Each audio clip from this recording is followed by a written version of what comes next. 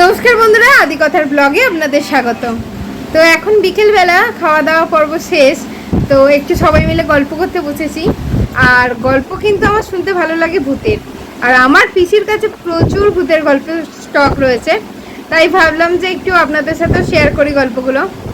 তো চলুন শুনি পিসি কী গল্প বলে। আর তার আগে বলে দিই, এই যে আমার পিস্তুত দিদি। তো খুবই দুঃখের ঘটনা, পিস্তুত দিদির হাজব্যান্ড আজ থেকে প্রায় 1.5 বছর আগে মারা গেছেন।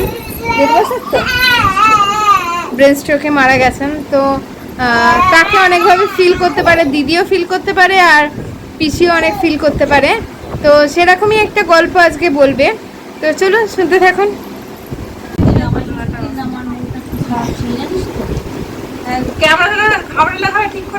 তুমি এমনি নর্মাল যেটা গল্প বলো, আমার দিকে তাকিয়ে বলো। জামাষষ্ঠীর দিন মনটা খুব খারাপ ছিল, রান্না দিয়ে খুব খেতে ভালোবাসতে। একা ঘরে খাটের উপরে হঠাৎ করে খাটের মধ্যে যেন কেউ একটা বসলে খাটটা নড়ে গেল, এই একটা। তারপরে একদিন ওর বাড়িতে গেছি, মনে করো করে তিনতলায় গেল, বসাচ্ছি, হাতটা খুলে কলটা খুলে দিই, এরকম প্রায় হোক। ও আর আমি যাই রান্না করতাম, সেই টাইমে এসে হাতটা খুলতো, তো কলটা খেতে যেত। আর আমি বিকারটি করে নিয়ে খেতে যেতাম, ওইরকম ওই টাইমে 9টা বাজলেই ও আসতো, এসে কল খুলতো আর কল লাগাই এলো। আবার আমি কলটা গিয়ে বন্ধ করে দিয়ে, মানে ও যে আছে সেটা অনুভব করা যায় যে আমি আছি। আছে।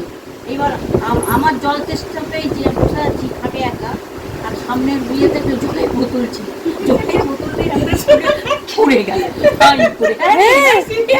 সত্যি, এটা সত্যি আমার গায়ে কাটা দিচ্ছে।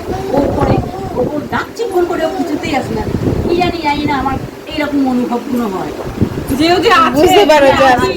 তারপর সন্ধ্যেবেলার টাইমে আমি হয়তো বসে টিভি দেখছি, ও বাথরুম যেত, সেই টাইমে ফট করে চালাতে ছোঁয়ার মতন চলে ওর বাড়িতে, সেখানে আমার শ্বশুর বাড়িতে। এটা মানুষের মনে বুঝতে তো পারা যায় না। আর আজ থেকে যে বলছি যে এই মানুষ যে রূপ পাল্টায়, যে মরে গেলে যে ধাপে ধাপে ওঠে, কুকুর, বেড়াল, গরু, কারণ ফট করেই মানুষ জন্ম সে নেয় না, একটা বছরের মধ্যে সমস্ত কিছু হয়।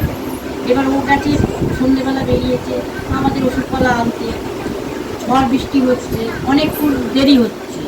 আমি খালি জানলা দিয়ে একবার উঠে যাচ্ছি, দেখছি একটা বেড়ালটা ওদের ওই পাশে পাঁচিলের উপর বসেছিল। আমি উঠছি, আমি দেখছি ও সেই গেট বাগে তাকাচ্ছে, আমার মুখ বাগে তাকাচ্ছে। ও কিন্তু ওই রূপে এসেছে। বোঝানোর চেষ্টা করছে এখনো সে বাড়ি ফেরেনি, কেন আপনি কি করছেন, মানে নির্গম বেড়াল রূপে যেন মনে হচ্ছে যেন আমাকে খুঁজছে সে, যে বলতে চাইছি যে এখনো আসেনি। আমি কিন্তু এখনো অনুভব করেছি, কিন্তু মাকে সেইভাবে অনুভব করি না, জানো। কিন্তু খুব কষ্ট হলে মায়ের কাছে কাঁদলে তখন কিছু না কিছু কষ্টটা সুরা হয়। এটা বাস্তবে কথাটা সত্যি, কতটা যে যায় না, কিন্তু যতটা মানুষের মনে তার কাছে মানে তুমি সবাই তর্কে বহু কতটাই আছে। পাগল, কিন্তু এগুলো যদি আমরা ভুলে করে পাগলের লক্ষণ, কিন্তু না, এগুলো পাগলের লক্ষণ না। যে যতটা ভালোবাসবে সে কিন্তু অনুভব করতে পারবে।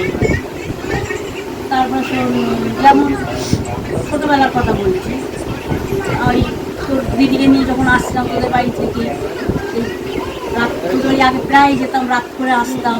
ওখানে তো গলির মধ্যে তখন টোটোও ছিল না, আর অত রিক্সাও ছিল না। কামার পড়ার মোড়ে এসে তখন আমরা রিক্সা পেতাম।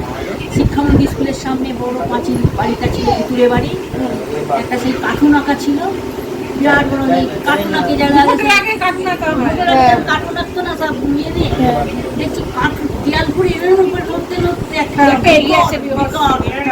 দুজনে দেখছিস? আমি পেয়েছি, ও তো ভয়টা পেয়েছে। তখন আমি ওকে, আমার ডান হাত দিকে ছিল, ওকে আমি বাঁ দিকে করে ঠাকুরের নাম নিয়ে সামনে দিয়েই চলে এলাম। তখন দেখছি বিকট একটা মুখ, ঠিক আছে, জানি না, এইসব দেখেছি।